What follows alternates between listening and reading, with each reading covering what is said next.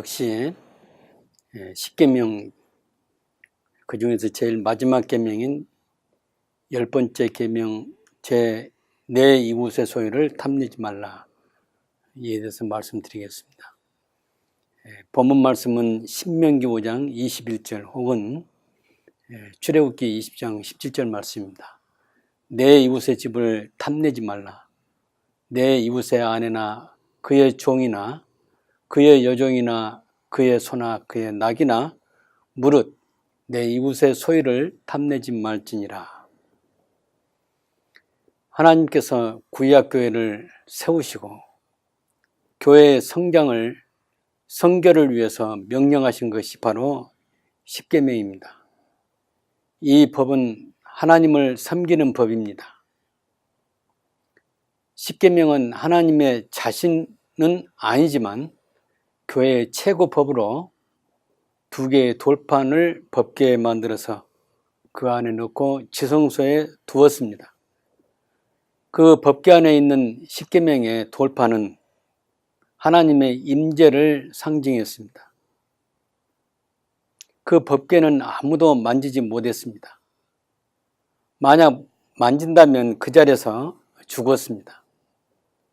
초기에는 성막의 지성소에 또 후에 솔로몬 성전 지성소에 두었습니다. 법궤는 다른 말로 언약궤, 증거궤, 이렇게 궤의 다양한 표현으로서 성경에 나오지만은 십계명을 두는 법궤의 공통된 이름에 불과합니다. 그러므로 십계명은 하나님을 섬기는 최고의 기준이며 법으로서 하나님의 백성은 반드시 기억하고 신앙해야 할 기초인 것입니다. 십계명을 떠나서 하나님을 섬긴다는 것은 불가능하며 그는 곧 하나님 나라 백성이 아닌 것입니다. 오늘은 마지막에 나오는 제 10번째 계명을 통해서 우리의 신앙을 바르게 정립하도록 하겠습니다. 항상 우리는 하나님 나라 시민이라는 것을 잊어서는 안 됩니다. 지상에서는 지상의 나라에 속한 그 나라의 국민일 수도 있지만은 하나님 나라, 하나님의 백성은 천국 시민이라고 말할 수가 있습니다. 영적으로 바로 두 종류의 민족이 있는데 하나는 하나님의 시민과 다른 하나는 사탄에 속한 세상 나라 시민입니다. 영적으로 나눈다면 둘 중에 하나인 것입니다. 모든 사람은 하나님께 속했느냐 아니면 사탄에게 속했냐 중 그 하나입니다. 지금 이 시간에 나의 현 주소가 어디인가를 분명히 짚고 나가야겠습니다. 세상 나라 사람들은 십계명과 무관한 사람들입니다. 그들은 사탄의 지배를 받고 있기 때문에 옳고 옳지 않은 그 기준이 없습니다. 그들은 자기 욕심에 이끌려 살고 있는 것이 바로 기준인 것입니다. 그러나 하나님의 시민은, 하나님 나라의 시민은 하나님을 섬기고 하나님께 예배하고 하나님의 명령을 순종하는 것이 삶의 최고의 기준입니다. 그러므로 하나님의 백성은 세상에 관심을 가질 필요가 없으며 오로지 하나님을 어떻게 영원하게 하며 섬기면서 살 것인가를 늘 생각하면서 우리의 고향인 천국을 소망하면서 사는 것입니다. 이 10번째 계명을 한마디로 말하면 내 이웃의 소유를 탐내지 말라, 그것입니다. 그 안에 가장 중요한 것이 몇 가지 나오고 그 외에 이웃의 소유인 그 어떤 것을 탐내지 말라 하는 것입니다. 그 첫째가 신명기에서는 내 이웃의 아내입니다.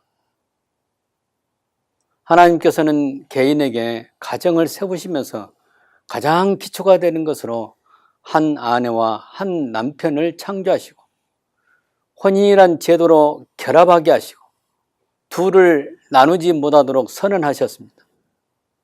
세상에서는 그렇지 않을 수도 있다는 것을 보여주고 세상 풍속을 좇지 말라고 명령하시면서 바로 내 이웃의 아내를 탐내지 말라 하신 것입니다.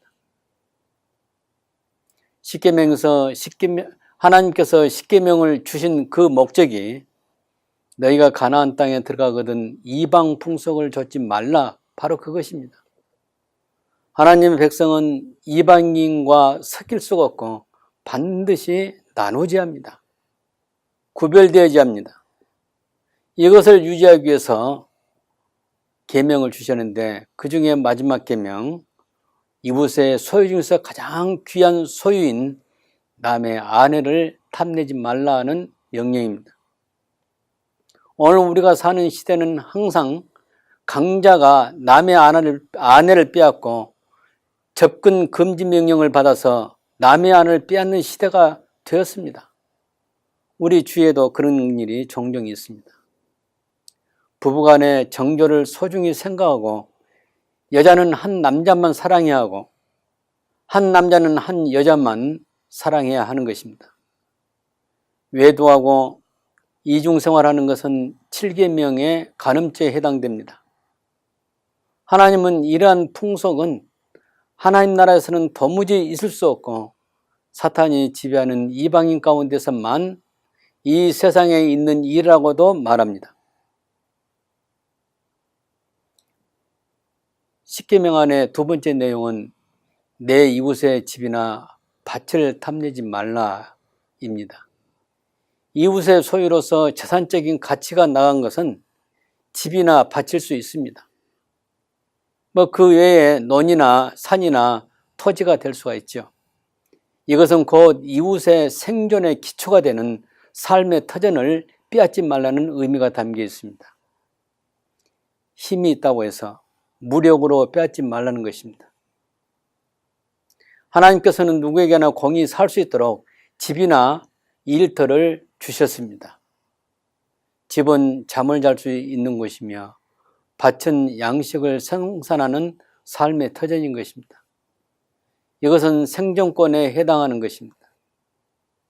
오늘날의 기준이 많이 달라졌지만은 남의 삶의 터전을 침범하지 말라는 것입니다. 돈을 벌어야겠다는 물질 지상주의 혹은 배금주의 때문에 부동산 투기, 다시 말하면 집이나 땅에 투자하는 행위를 하는 것을 금하는 것입니다. 그러므로 하나님의 백성은 하나님께 일용할 양식을 달라고 기도해야 하며 일용할 양식으로도 만족하는 것입니다. 무엇을 먹을까, 무엇을 마실까, 무엇을 입을까 하고 염려하지 않고 하나님께서 공급하시는 일용할 양식으로 만족하는 삶이 하나님의 백성의 기본인 것입니다. 그다음에 세 번째, 십계명 안에 마지막 10번째 계명 안에 들어있는 그 한 부분이 이웃의 남종이나 여종, 낙이나 그 이웃의 다른 소유물을 탐내지 말라입니다. 이런 것들은 당시 이웃의 재산이었습니다. 곧 이웃의 재산을 탐내지 말라입니다. 하나님께서는 개인에게 필요를 따라서 있을 것을 공급해 주십니다. 어린아이에게는 우유병과 또 장난감이 필요합니다. 학생에게는 공부할 수 있도록 학습도구, 또 운동선수에게는 운동기구, 음악인에게는 악기 등등 이와 같이 개인에게 필요가 있습니다. 각 집마다, 각 가정마다 TV라든가 자동차라든가 컴퓨터라든가 전화기라든가 또 주방기구들 등등 필요한 여러 가지가 있습니다. 하나님께서는 우리의 필요를 그때그때 공급해 주십니다. 어린 학생에게는 자동차가 필요 없고 자전거이면 만족하는 것입니다. 우리의 처지를 만족해 하며 불만해서는 안 됩니다. 성경은 있는 바를 족하게 여기며 자족하는 마음을 가지라고 교훈합니다. 이웃의 소유에 대해서 부당하게 행동하거나 부당한 감정을 가져서는 안 됩니다. 이웃의 아내, 이것은 최고의 소유입니다. 또 생존권에 있는 집과 밭, 이건 일터입니다. 이웃의 소유물, 남종, 여종, 소나 나귀, 그 외의 여러 가지 생활 도구 등등을 탐내지 말아야 합니다. 오히려 이웃과 그의 모든 소유에 대해서 정당하고 잘 되기를 바라면서 하나님이 주심을 인정해야 합니다. 이웃집이 잘됨을 시기하거나 원통하게 여겨서도 안 됩니다. 이웃을 해치거나 이웃의 것에 욕심을 내지 않을 뿐 아니라 어려울 때 서로 돌봐야 하며 적극적으로 도와야 합니다. 세상 사람들은 우리와 다르며 그들은 우리와 반대로 살아갑니다. 우리는 하나님과 목자이신 예수님과 지도자이시며 보호자이신 성령 하나님의 지배를 받으면서 의지해서 살아가야 합니다. 하나님의 사랑을 받기 위해서는 내가 하나님을 사랑하는 것이 우선일 것입니다. 오늘 우리에게 주어진 십계명은 우리에게 하나님을 얼마만큼 사랑해야 하는가를 잘 말씀하고 있습니다. 하나님께서 우주와 만물을 창조하실 때 하나님께서 창조물을 사랑하시고 그 창조물은 하나님을 사랑하며 오직 하나님께 영광과 존귀를 드리도록 지음을 받았습니다. 이것은 처음부터 하나님과 창조물 사이에 서로 사랑하고 본성으로 하나님의 뜻을 알고 섬기도록 지음을 받은 것입니다. 하나님은 자기 백성을 사랑하시고 자기 백성은 하나님을 사랑하는 것을 동일한 원리로 마치 부모가 자식을 사랑하고 자식이 부모를 사랑한 것과도 같습니다. 이것이 창조의 기본 원리이고 자연법칙이라고 말할 수 있습니다. 그런데 이 질서가 깨졌습니다. 하나님께 불순종할 때부터 그 균열이 생긴 것입니다. 우리 조상 아담과 하와가 하나님 명령을 어긴 때부터 질서가 깨진 것입니다. 그 후부터는 지상에는 하나님과 관계가 끊어져 버리고 다시 말하면 하나님의 관계, 사랑의 관계가 단절되었습니다. 여기 바로 최초의 죄입니다. 흔히 이 죄를 원죄라고 말합니다. 사람이 죄에 빠짐으로 하나님과의 관계에서 사람은 하나님에 대해서 무관심하게 되었고 하나님을 섬기는 것이 없어지게 된 것입니다. 그 후부터는 사탄이 사람 마음속 깊이 들어와서 각종 악한 생각을 품게 합니다. 사람들은 그의 유혹을 받아서 죄를 짓게 됩니다. 이것이 바로 세상에서 일반화된 풍속이 된 것입니다. 이스라엘 백성이 가나안 땅에 들어가기 전에 하나님께서는 모세를 통해서 미리 당부하십니다. 명령하십니다. 가나안 땅에 들어가면 하나님의 백성으로 하나님의 계명을 지켜서 하나님과 사랑의 관계를 회복하도록 하는 것입니다. 바로 이것이 우리에게 주어진 십계명입니다.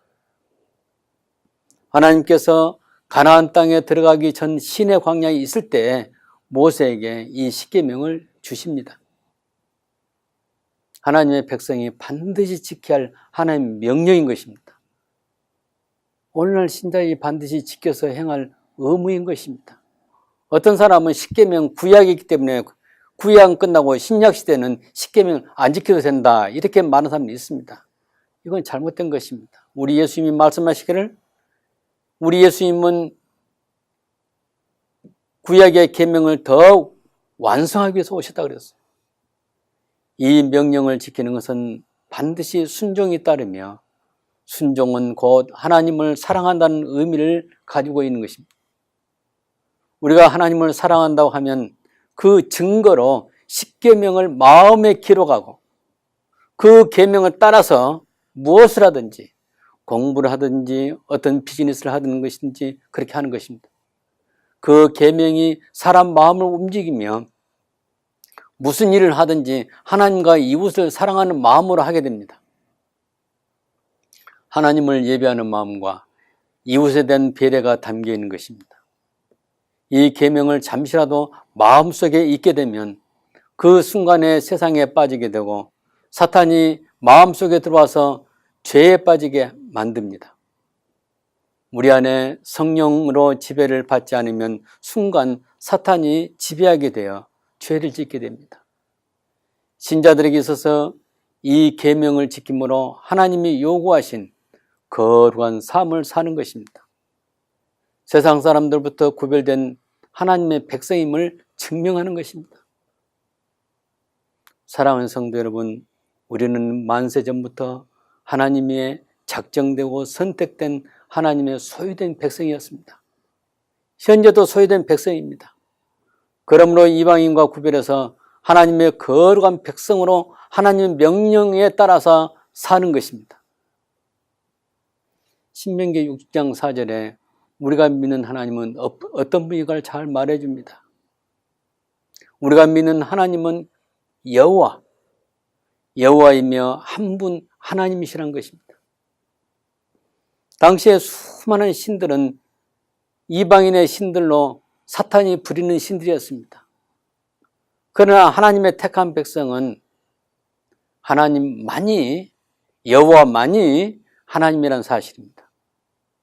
신명기 6장 5절은 하나님을 얼마만큼 사랑해야 하는 것을 말해줍니다.